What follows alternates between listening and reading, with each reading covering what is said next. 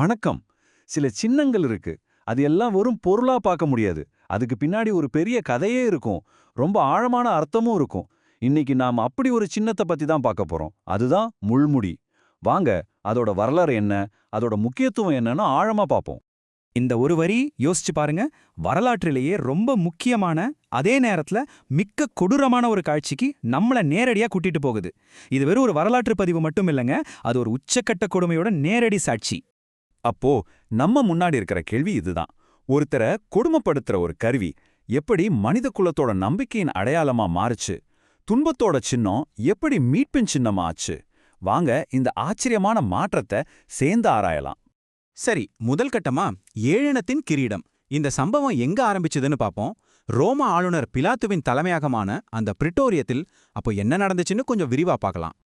இங்க அந்த வீரர்களோட மனநிலையை நாம புரிஞ்சுக்கணும். ஒருத்தன் கைதியா நிக்கிறான், ஆனா அவன் தன்னை ஒரு ராஜான்னு சொல்லிக்கிறான். இது அவங்களுக்கு பெரிய காமெடியா தெரிஞ்சிருக்க.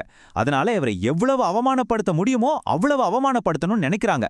அதுக்குதான் அந்த சிவப்பு அங்கி, கையில ஒரு செங்கோல் மாதிரி ஒரு கோல், அப்புறம் தலையில இந்த முள்முடி, எல்லாமே அவரை கிண்டல் பண்றதுக்கு தான். ஓகே, அடுத்த கட்டம் வீழ்ச்சி அடைந்த உலகின் சின்னம்.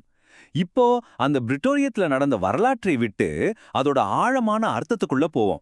ஏன்னா இந்த முட்களுக்கு பின்னாடி மனித வரலாற்றோட ஆரம்பம் வரைக்கும் போற ஒரு பழமையான தொடர்பு இருக்கு. ஆமா, இந்த முள்முடி வெறும் ஒரு கொடுமை செய்யும் கருவி மட்டும் இல்ல. இதோட வேற புரிஞ்சுக்கணும்னா நாம நிறைய பின்னோக்கி போக வேண்டியிருக்கு. 2000 வருஷம் மட்டும் இல்ல, மனித வரலாற்றுக்கும் முன்னாடி ஆதியாகமம் புத்தகத்துக்கு போனோம். இங்கதான் அந்த ஆச்சரியமான தொடர்பு வெளிக்கிடுது. ஆதாமின் கீழ்ப்படியாமையால பாவம் உலகத்துக்குள்ள வந்தப்ப அதோட விளைவுகள்ல ஒன்னா முள்ள பத்தி சொல்லப்பட்டிருக்கு. பூமி சபிக்கப்பட்டதுக்கு அதுதான் அடையாளம். சோ இங்கே நாம கவனிக்க வேண்டிய விஷயம் என்ன தெரியுமா?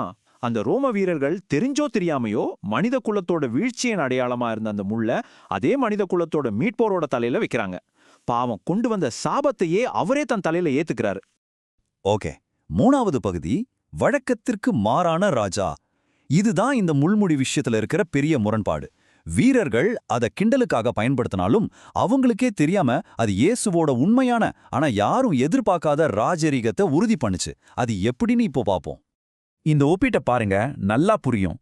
உலகம் ஒரு ராஜான்னா எப்படி பார்க்கும்?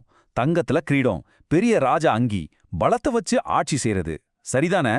ஆனா இயேசுவோட ராஜ்யம் அது தியாகத்துல, பணிவுல, அன்புல கட்டப்பட்டது. அவரோட கிரீடம் தங்கம்ல, முட்கள். அவரோட அங்கி அதிகாரம்ல, அவமானம். அவரோட ஆட்சி பலத்துல இல்ல, தியாகத்துல நிக்குது. இயேசுவோட சொந்த வார்த்தைகளே இதுக்கு ஆதாரம். அவரே சொல்றாரு பிலாத்துக்கிட்ட பேசும்போது, என் ராஜ்யம் இந்த உலகத்தை சேர்ந்தது இல்ல. அவரோட அதிகாரம் இந்த பூமியில நடக்கிற அதிகார போட்டியிலிருந்து வரல, அது ஆவிக்குரியது. இறையியல்ல இதுக்கு தெய்வீக தாழ்மைன்னு ஒரு அழகான வார்த்தை சொல்லுவாங்க. அப்படின்னா என்ன?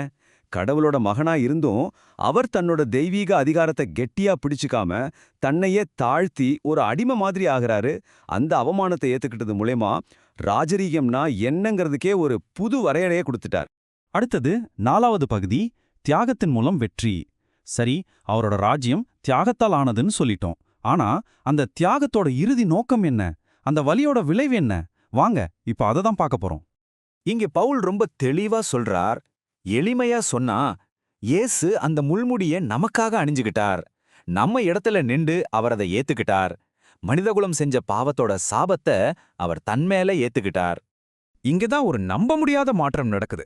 இயேசு அணிந்த அந்த ஒரே ஒரு துன்பத்தின் கிரீடம் நம்புற ஒவ்வொருத்தருக்கும் பல வெற்றி கிரீடங்களுக்கு வழி திறக்குது. அவரோட தியாகம் நமக்கு வெகுமதிகளா மாறுது. என்ன ஒரு ஆச்சரியம் இல்லையா?